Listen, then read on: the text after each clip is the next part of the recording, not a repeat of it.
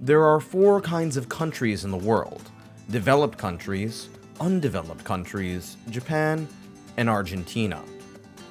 Simon Kurznets. While usually ignored by geopolitical projections, as is most of Latin America, Argentina wasn't always this way. During the early 20th century, Argentina was posed to be a great power. However, this turned out not to be the case. No other country has blurred the lines between developed and developing more than Argentina. But will the 21st century lead to a better result? The purpose of this video will be to assess Argentina's potential to escape the mistakes of the past and live out its true potential.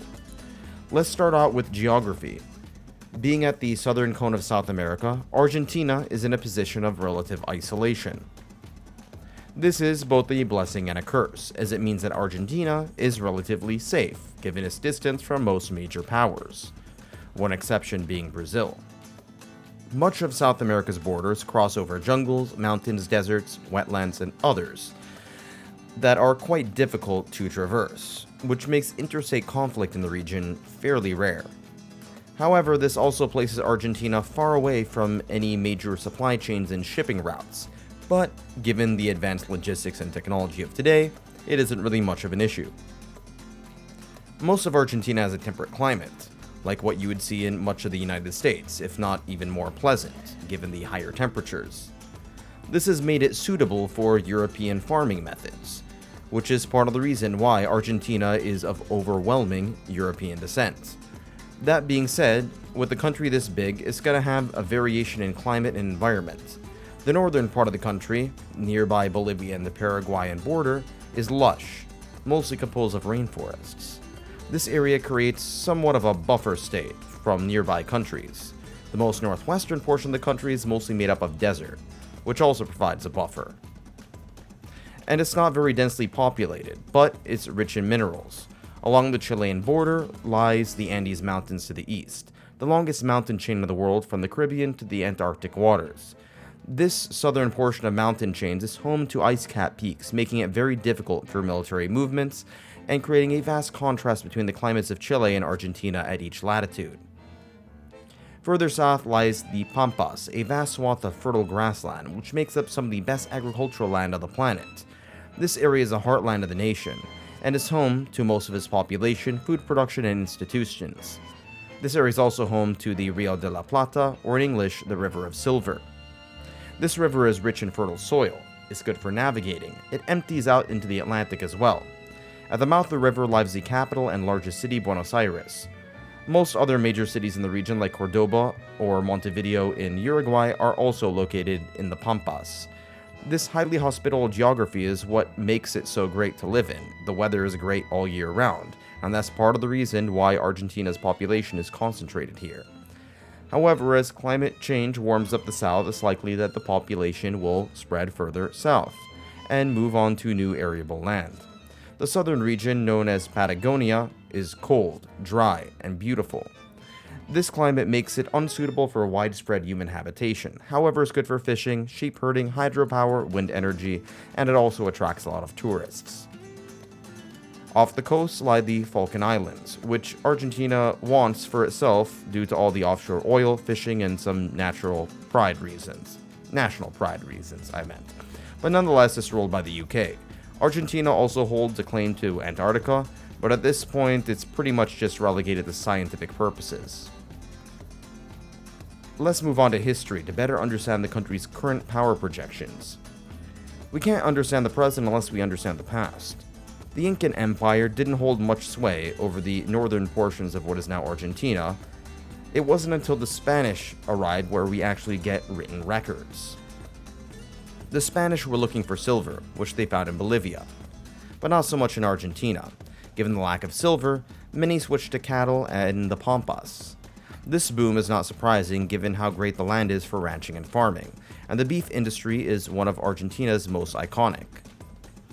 By Latin American standards, Argentina was settled relatively late, and it was under a highly oppressive encomienda system founded on the plantations to the north. However, it wasn't quite as bad as what you saw in some other Latin American countries. As a result, there was less autocracy, and Argentina had benefited from the lack of that system being placed in full force. Generally speaking, Spain was rather indifferent to Buenos Aires and the surrounding region to begin with. It didn't sufficiently protect the settlers from natives or other European powers, and oftentimes forced them to direct exports to Lima, Peru, which for the most part they tried to ignore. As a result, Argentina won its independence from Spain relatively early during the Napoleonic era. As the central figure of this movement, San Martin eventually fought in Peru and in Chile as well. This independence and isolation brought a sense of self-reliance and resiliency to Argentina. To the south, the Gauchos on the frontier, a group of ranchers, cowboys, and explorers, many of whom were of mixed mestizo descent, pushed southward, clashing with native Mapuche people. These Guanchos generally distrusted the government in Buenos Aires. Argentina would later clash with neighboring countries, notably Paraguay, in one of the bloodiest conflicts in the Western Hemisphere. Look it up, it's pretty insane. But nonetheless, relations with most of its neighbors have cooled down by the late 19th century. Around this time, Italy was unifying into one nation from smaller regional governments and city-states.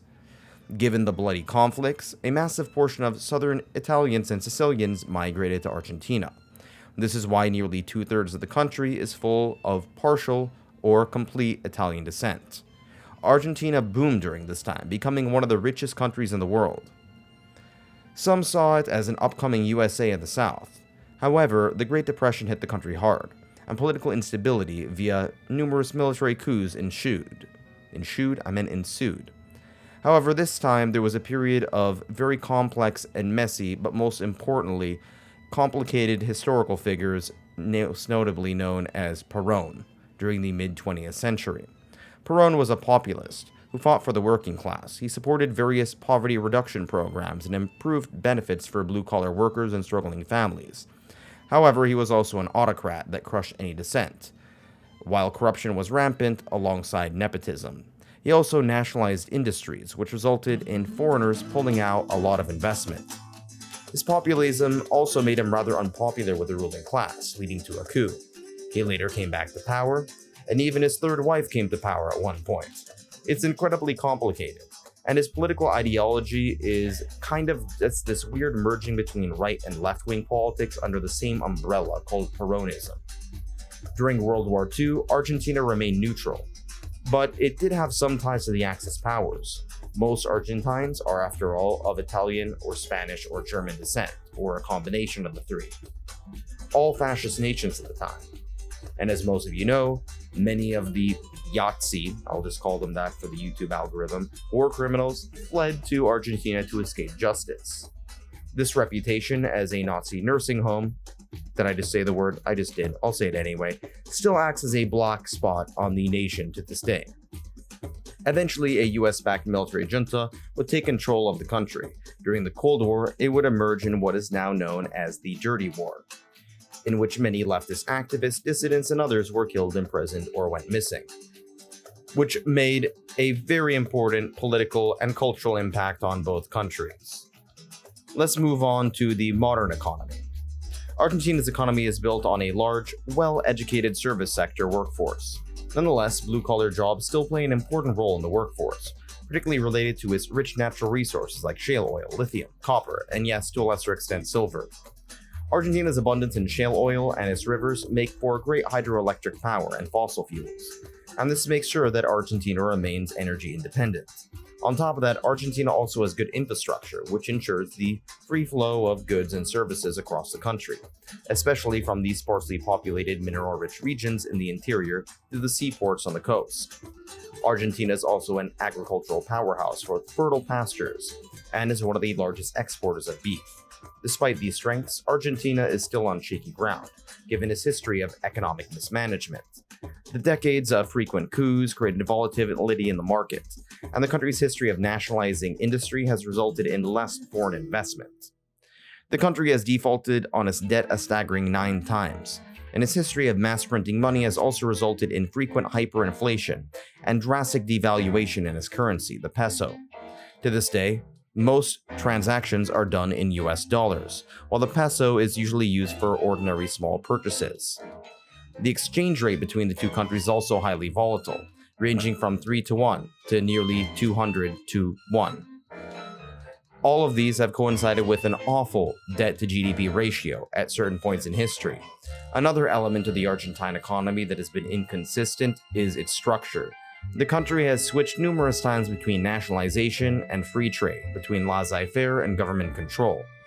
This back and forth reduced any sort of faith from international investors and ordinary citizens. Free markets opened up in the 1990s, bringing in forced investment, but this still reinforced inequality. The free trade also caused unemployment in certain sectors that could not compete with foreign companies. This is pretty shocking for a country that once offered its people a better standard of living than Japan and many southern European nations during the mid-20th century. Unfortunately, this instability has not changed much with democracy. Sure, it's better than military coups, but it's not exactly the recipe for a thriving, developed nation-state. Argentine institutions are shaky and prone to corruption, financial irresponsibility, nepotism, etc. Nonetheless, the rule of the people has prevailed for nearly half a century, as they have in most Latin American countries. Argentina's political and economic spectrum have been moderated over the course of this time as well. Most political actors are roughly within the liberal camp, although there are plenty of exceptions, as there are less communists and fascists running around the country as there were before. This has led to some degree of international faith in the country's institutions. While the government's mismanagement of the economy across party and ideological lines continues to be a major issue for the nation, the country still has a major advantage: its stable demographics. The country is growing slowly in population, in a way that won't lead to an overburdensome elderly population or a very young population that will result in unsustainable growth. It has also been fairly successful at assimilating immigrants, namely from Paraguay and Bolivia, who come to Argentina to take up unskilled labor jobs, as Argentina offers better wages. Overall, despite all of these problems, I still want to make it clear that the standard of living in Argentina is still pretty good by global estimates. Moving on to the military. Argentina doesn't get much recognition as a military power. It has a small military budget, but that's not really an issue given its geographic isolation. Along with its borders that are mostly covered in forests, deserts, wetlands, and mountains, means that a full-scale invasion of the country is rather unlikely. On top of that, many of its neighbors are either friendly, weak, or both. Latin America as a whole has very few interstate conflicts, partially as a result of these well-drawn borders. For the most part, Latin American militaries have been used to suppress their own populations, but thankfully, due to democracy, this is technically a thing of the past and hopefully will continue to be a thing of the past. Moving on to foreign affairs, Argentina maintains very close relations with Italy since most of its population traces its ancestry back. Unlike Spain, which has largely been indifferent as a former colonial warlord, Italy doesn't really have any regional imperialist baggage with South America after all. The country also maintains close ties with Uruguay, which used to be part of the same state, the Viceroyalty of the Rio de la Plata.